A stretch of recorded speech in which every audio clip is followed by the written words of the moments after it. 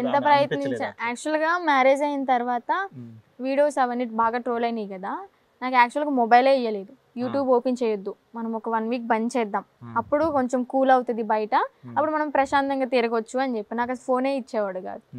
And అప్పుడు నేను ఎలాగా ఇదవుతాను.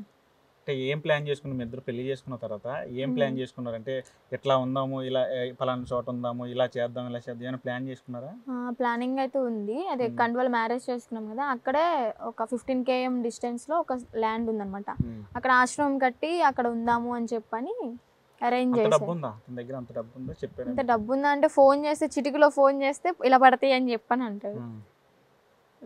ఎప్పుడన్నా అలా చేసి చూపించాడా? నేను పలానా వాళ్ళకి ఫోన్ చేస్తాను, నాకు డబ్బులు ఇస్తారు, చూడు చెప్పాడు కానీ చెయ్యలే. చేయలేదా? చెప్పాడు కానీ చెయ్యలే. అంటే రీసెంట్గా కూడా అతను మాట్లాడినప్పుడు ఒక ఇంటర్వ్యూలో ఆ వర్షిని గురించి ఏం చెప్తుంటే ఎవరో నాకు తెలియదు అని మాట్లాడేది. తెలియకుండానే ఇంత కథ నడిపాడా?